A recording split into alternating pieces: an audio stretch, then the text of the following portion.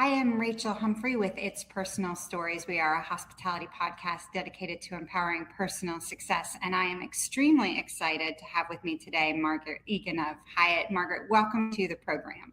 Rachel, thank you so much for having me. I'm thrilled to be here. Really appreciate the opportunity. Well, before we jump into your journey, I'm actually going to share with our audience a leadership lesson that I have learned from this, which is a few weeks ago, as I told you, I was sharing with someone that I have a bucket list of people I would like to interview or moderate while I'm still doing this. And you were on it, and I said it out loud, and here we are sitting here. So my leadership lesson for today is say what you'd like out loud, and you never know what can happen for you. But Oh, I'm that's really wonderful. excited to finally get to sit down and talk with you. But we will jump right in now to your journey to leadership. One of the things that I love so much about the industry is how different everybody's path can be and still achieve great success in the industry. So tell us a little bit about your background, maybe some of the pivotal points in your career journey and how you ended up where you are today. Yeah, absolutely. I came to hospitality by luck, I think. Like I didn't start my career thinking, this is where I'm going to end up. I started as a litigator and from a very young age, I wanted to be a lawyer, which is maybe a little bit weird, but I really did. Like we're talking middle school, I wanted to be a lawyer. And I was sort of fascinated by the intellectual challenges of it, and the idea that the law shapes society, that everybody runs on a set of rules that have been passed down over time and honed over time. And so, but in my mind, I thought no self-respecting lawyer is anything but a litigator. Like I thought I was going to be in court all the time. Thank goodness that's what I did for my career. I feel terrible right now. And I'm not doing that now. But yeah, I thought like you're in court and that's how you do it. And corporate law was not even a twinkle in my eye. So I went into private practice for about 4 years in Chicago at a great firm. I got a ton of early experience, trial experience, in-court experience. It was really wonderful. And then my husband and I moved to London for about 2 years, and I worked with the Department of Justice in London. And that was oddly enough like moving into an in-house role because the DOJ in Europe managed all litigation to which the US is a party. And so we had a docket of like 500 or 600 cases that were running. Some of them took years and years to go through, but it was about managing caseloads. And so that was really interesting. And it was an interesting time. We were there in 2000 and 2001. And then we came back and I went back to private practice and then I joined Hyatt. And I joined Hyatt, because the industry did sound interesting to me, but mostly because Hyatt had a great reputation in Chicago. And I knew people who were there. I knew actually I used to work with the husband of the general counsel at the time. And so I came to Hyatt unsure about what it meant, but willing to take the law firm pay cut to go in-house. It was a real pay cut then. It's a real pay cut now for anybody who's wondering. It's still true. But I came in to oversee litigation or support litigation. I worked for a senior attorney here in the department and also operations. And when you think about pivots, I was about a year into it. I was expecting my first child. I wasn't sure what the next step would be. Do I stay? Do I be a stay-at-home mom? Do I stay in my role? And that was at a time where Hyatt had just completed a big transaction with a big portfolio of hotels, a portion of which were franchised. And that was Hyatt's like real entree into franchising. And my litigation practice back in private practice was franchise litigation. So the general counsel is great. She said, we're going to set up a division, small division, and it needs a lawyer. So I think you could be the lawyer on it because it's got a franchise business element. And you know what a franchise is. And I was like, I know how to litigate it, but I haven't done like the disclosure work or anything else. And so anyway, that was the main pivot that I think everything else played from there. And my role quickly changed. I was doing a lot of transactional work. I was sort of like a GC of a startup, but I always say this, that it was nice to know you get paid every 2 weeks because Hyatt backstopped it. So we were like we were running wild, this little division at Hyatt in private company days. And I learned a ton. So that's how I got into it and absolutely fell in love with the industry and the people and what it was all about. I love that.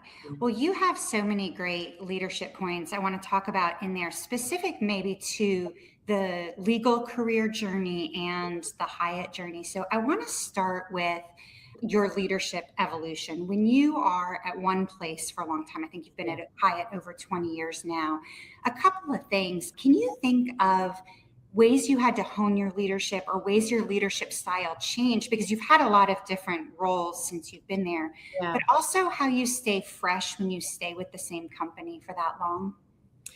Yeah. I think leadership evolves over time. I think you hope that we all are going to evolve over time, not just getting better at it, but shifting what is required of you in different roles. And a role you may have had yesterday is not going to, you might need different things tomorrow in the next role than you did yesterday. But moving from what felt like an individual contributor role, where I took accountability over certain work initiatives and projects. There's leadership in that. How do you show up in that? But that becomes very different when you're managing teams or managing processes. And an early lesson for me several years ago, because of the way we were structured at Hyatt, the international lawyers in our offices, and we were growing those offices, those teams across the globe, reported to me. And so I spent a lot of time outside of the United States getting to know the teams and getting to know how they were trained as lawyers, very different from country to country. And I learned a lot about listening, and I learned about, the value of empathy and understanding where people were coming from. And I think that that's a capability you build over time, that if you're doing it right, you're really leaning into the work of others, what matters to them, and bringing out the best in them. And I think, again, leadership evolves over time, but also the shadow of your leadership extends and shifts and moves in different directions. And so much more of it is around bringing out the best in other people and taking a back seat than it is in the early days when you're trying to prove yourself as an individual and, make sure that people understand, hey, I'm smart and I work hard and I can get it great. I'll drive this to a great outcome. That's all great. But leadership is really making sure that you create the conditions for other people to do that. Because I'm not a solo practitioner, it's a big team now. And it's just the thing I spend the most time on probably as a leader is how do I help other people be the best version of themselves that they can be. And then, all of the work is great. All of it, it raises the tide for everybody. I love that. How do you help everybody else be their best? And I agree that leadership evolves over time. The great lesson in there too is the ability to be curious and ask others as you're going around and you're talking about their training and you're learning from them and how different we all are and how many similarities we all have. Yeah. And how much of that leadership for you has been listening, absorbing, and then figuring out what to do with it. One of the things that I am very interested in over the 30 plus years now that I've been an attorney is really this idea that lawyers are evolving into business leaders. And we talk about this a lot. It used to be risk management or the uh-ohs or the whatevers it was. Yeah. But, now your role is part of a leadership team. It is seen as a business strategic leader, not just in the legal capacity, but overall. And I'm curious your thoughts, your experiences on that evolution, both for you personally and for the profession as a whole. How do you think that is really evolving in your eyes, and how does it benefit business to have lawyers as part of those leadership teams? There's no question that there's a different expectation on people in my position now to be business leaders. There's no question. Like it's not just from my perspective, and I'll talk about that in a moment at Hyatt, but my peers in other companies outside the industry as well, we're all saying the same thing. There's a real expectation that while the general counsel is shaping legal strategy, you have to really understand the business strategy. And you think about all the training that goes into being a lawyer, and you see issues maybe a little bit differently. You take that critical eye that you learned over time and apply it to the business for better outcomes. And certainly at Hyatt, there's an expectation that everybody in the senior leadership team is in fact an enterprise leader. Like you have a voice and you have a point of view, and it's not just encouraged, it's expected that you're going to share it. Like why wouldn't the senior leaders want to benefit from more insights from people who have great experience, who've seen a lot of things, to get better outcomes? And I see that more and more. There's a lot of work that I do that is beyond legal. Yes, risk management is part of my department, and they're close cousins. They're different, but they're close cousins. But also global communications and messaging, globally, and as well as sort of ESG and sustainability. So all of those things, I think, inform my point of view in many years at Hyatt. Right, almost 23 years at Hyatt. I joke that I'm a general counsel. I'm a generalist. Like I'm not an expert in anything anymore. I'm smart enough to surround myself by experts. That's part of the learning. Like when you don't know it, make sure you have people around you who do. But I do think my expertise is in Hyatt, in the industry, and having seen things over a long period of time, and also pushing us to stay fresh and learn more. That's one thing we have. This company has changed a lot since I joined, a much smaller company with domestic operations and international operations. And they were joined together, and then we went public, and we have transformed our balance sheet, and we've done a lot of M&A. We've done a lot of different things that have pushed our learning, pushed my personal learning journey, which is also part of the reason why I'm probably still here. I think that evolution has made it interesting enough to stay. And I think I'm actually a better lawyer for having gone in-house than I might have been if I'd stayed at a law firm. Like, I think this is the right place for me to kind of push myself, learn more, be interested. Like I tend to I get excited about things and I'll run at things. The key is to have the stamina to see it all the way through, right? We learn that over time. But I love the new and the challenges that come with that. And I think that's why I'm here. But I think that's why it works at the senior leadership level, because we're all, we're kind of in that mode of learn more, take those insights, translate them into strategy, and execute on them. Do you think, Margaret, you can ever wear only one hat for, whether it's in the legal role, the business role? Are they always intertwined seamlessly? Are there minutes where you're like, lawyer hat here? Yeah. Well, it's funny. Every once in a while I'm in a meeting and something happens and I'm like, sorry, the lawyer just showed up. You're going to have to hold on that one. I'm not sure you can do that. But truthfully, that's rare. That's very, very rare. I don't think they're ever separate, because the training that you get as a lawyer to identify issues, and if you're a good lawyer, solve those issues, the creative solutioning, how might we get there? Those kinds of great lawyers, and I'm not saying I'm a great lawyer, I endeavor to be one, but that solutioning goes hand in hand with the risk identification and the lawyer skills. So I think you're better served if they're integrated, provided that it's not the 10 things that are wrong with something, it's the 3 ways we might get to the solution. That's what makes a lawyer a great lawyer, and therefore they go together. I don't think there are a lot of times where I'm like, I don't like the brand logo here. What if it was blue? That has nothing to do with my legal skills. It's more interest, but mostly I think they're pretty integrated. I like that. You mentioned a few minutes ago that you have had the opportunity to be curious and have to learn new things as the company has evolved, but also as your role there that's evolved. And I want to break this one into 2 parts. One is transitioning to corporate counsel, where there's skills as a litigator, as a law firm attorney, that as you went into a corporate environment, you're like, wow, I haven't had to do this before, but I'm going to need to learn it to get up to speed. And I mean less maybe about the substantive legal part. And then the flip side of that is just the general business skills. As you have evolved your leadership and there's more expected of you from a business standpoint, I can tell you, for me, it was budgeting, forecasting. I'd done case budgets, but I'd never budgeted for companies.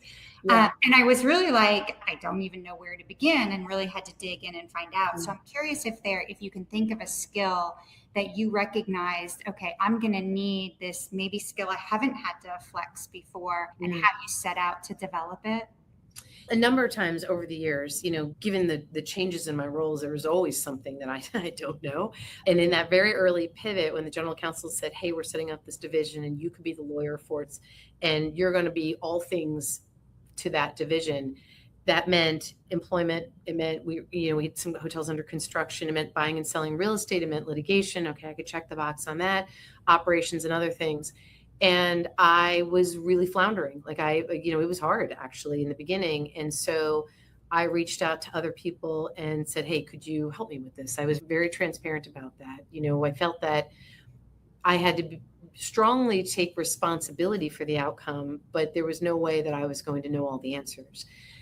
Then as time went along, I found more and more of my job was around transactions, was buying and selling hotels, and then M&A, and more broadly our development function in legal.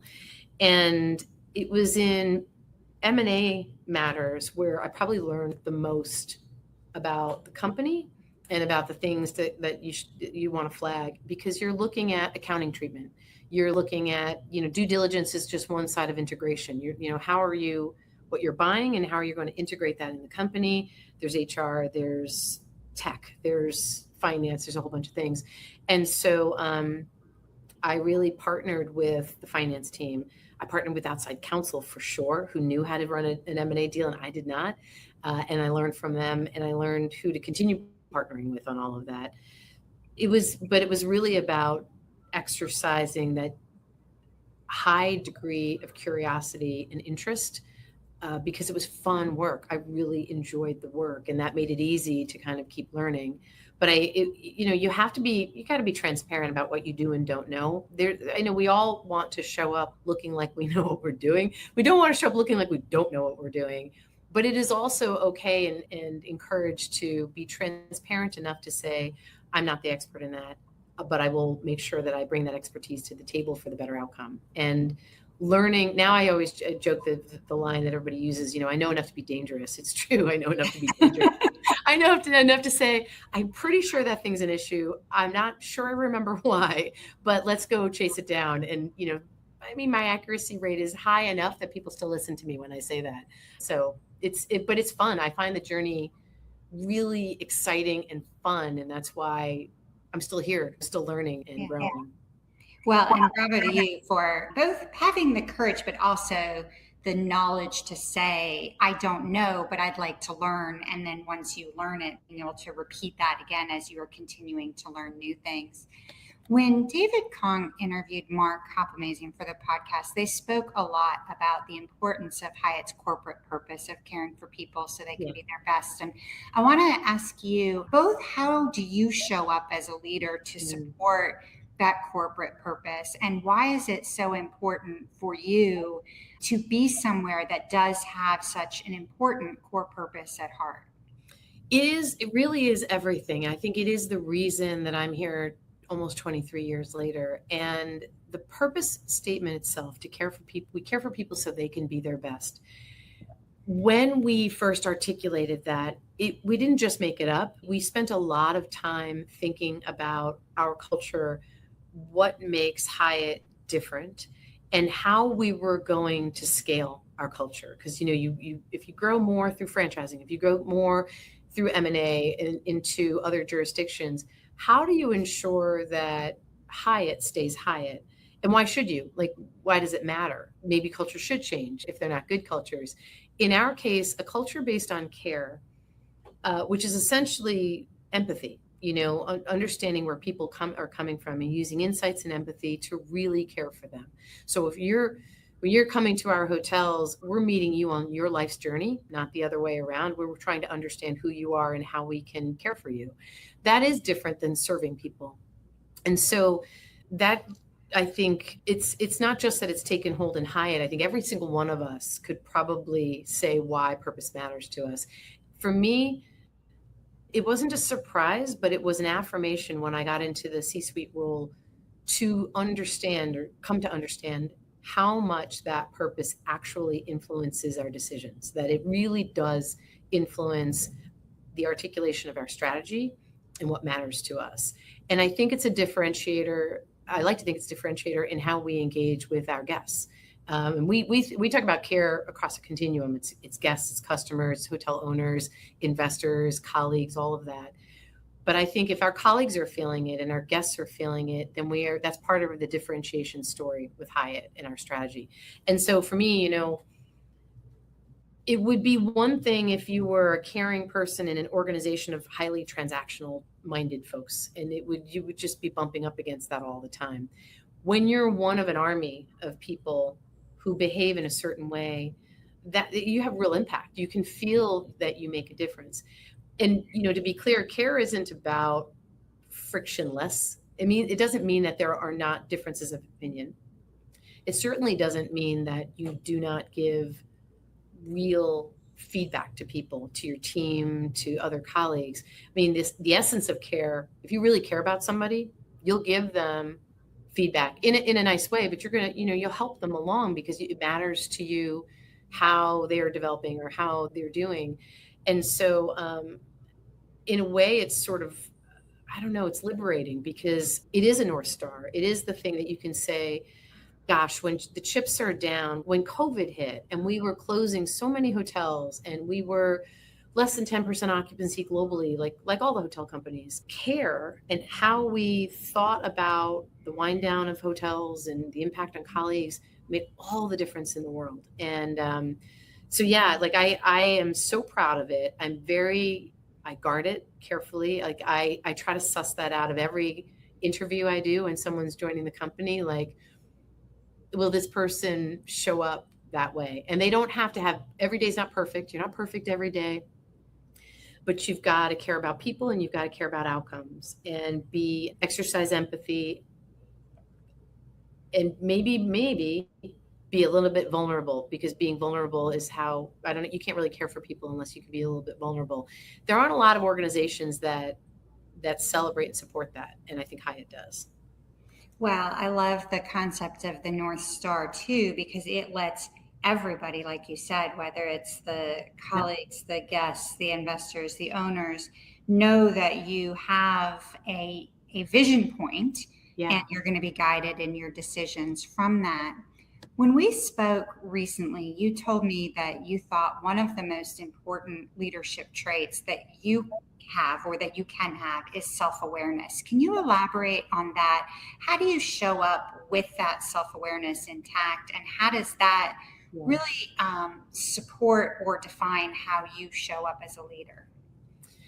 I don't think that I've changed fundamentally as a person from my first corporate job or my law firm job to today, but I am more self-aware of what those characteristics are. And with leadership development that we focus on at Hyatt, we go toward this. We talk about self-awareness, understanding your own mindset and understanding how you're showing up to other people. Because again, I don't think that you can really action care if you aren't aware enough of your own mindset and how, what's driving you, what the emotional content is all the time. I think it's also true that you need to really understand your strengths and opportunities. And while I am far from perfect, I know when I'm off. I know when I'm like, oh, I was not at my best in that. And I really do try to go toward that and say, I'm sorry. I wasn't at my best. I put some time thinking about that. I'm going to be more aware of that the next time. But being able to say, I'm sorry, being able to say, I hear you, is pretty powerful, and genuinely applied is really powerful. And I tell my team, and I tell myself this, that we all have these innate strengths and opportunities, as I said.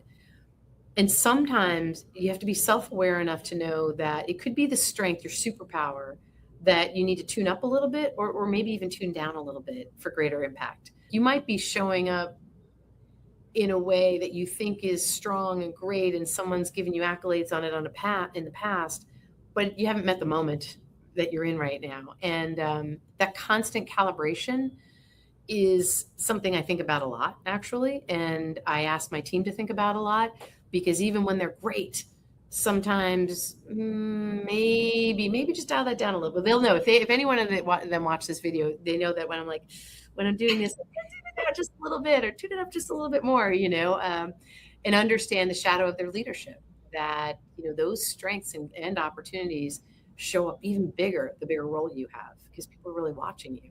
So self-awareness is I think everything, because it all, you can improve as long as you're self-aware and you start from a place of vulnerability and understanding. Well, and that goes back to the leadership as an evolution. And so if you're able to see yourself and know where you have room for improvement or where you can dial up or down, then with that curiosity and that evolution, that's going to allow you to really impact that leadership journey that you're on. Yeah. Margaret, I could talk to you all day. I have so many things, but because we're going to run short on time, I'm going to turn some of them into more of a quick fire way. So I want to ask you very quickly. You mentioned earlier talking about your corporate purpose when you're interviewing, but what is one thing that when you're interviewing somebody, maybe that, not the resume item, not the skill set, where you're like, this is somebody I need on my team? I'm trying to figure out earnestness, how much people care, how much they're going to go toward things with an open mind and own, accountability. And it's really hard to figure that out in an interview. And you can try to suss it out from somebody's resume, like where they've moved and why they've moved and so forth. But that sort of intangible quality of that earnest person who says, how can I help?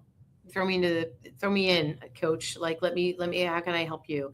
That that goes a long, long, long, long way. There are a lot of smart lawyers out there, and we see resumes from lots of smart people, but the personality of how can I help with a good dose of humility, like that is it. And from there you can build a lot, because they're theoretically motivated by the right things, then less of a sense of self and more of a sense of how can I do more and help.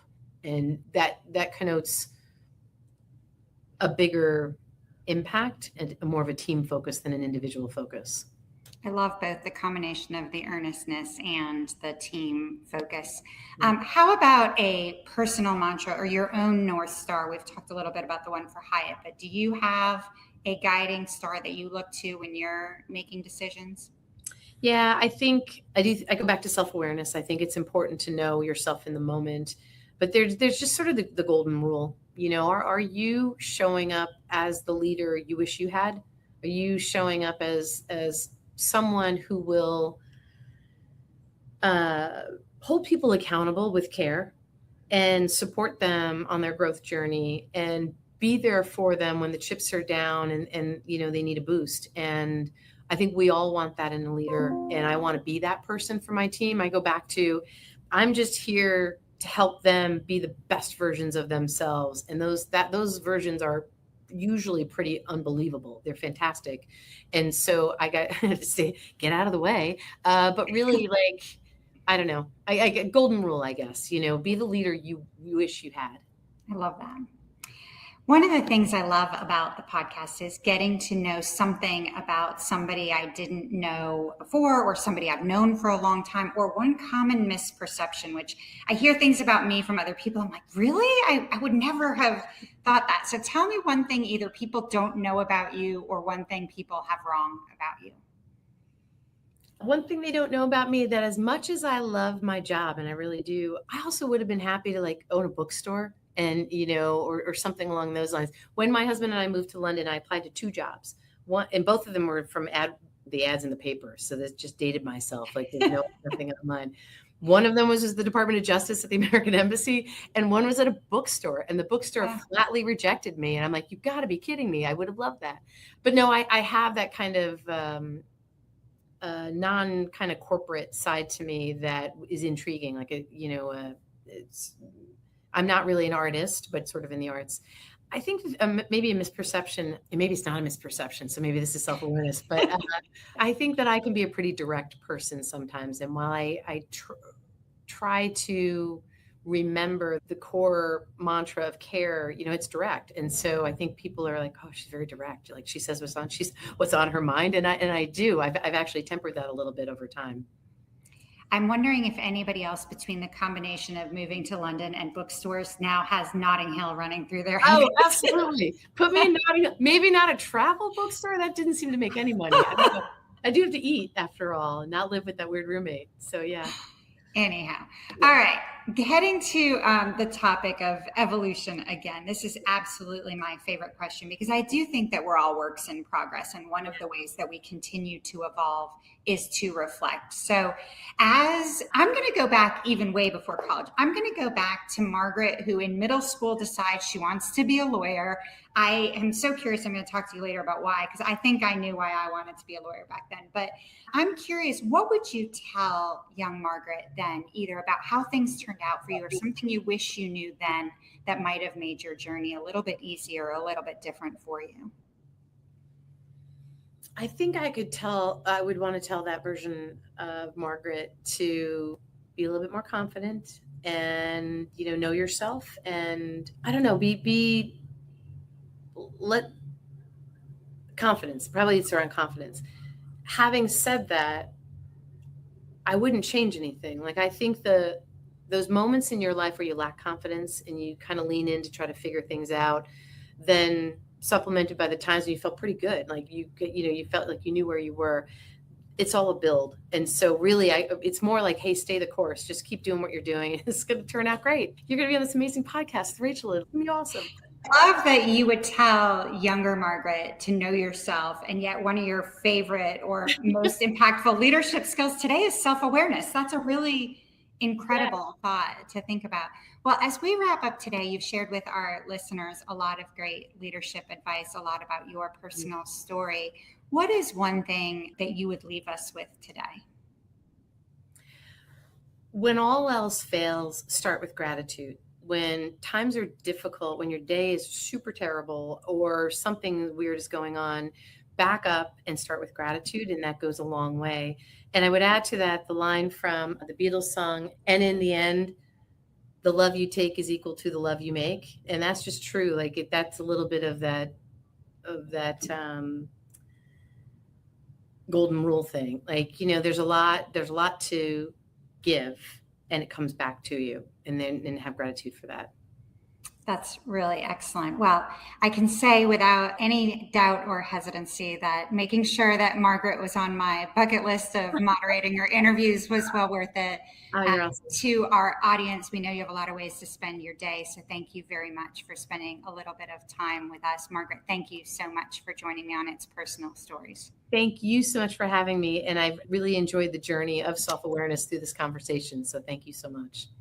And once again, to our audience, you can head on over to itspersonalstories.com to hear from Margaret, as well as many other industry leaders who have likewise shared their personal stories too. So, Margaret, thank you so much. Thanks.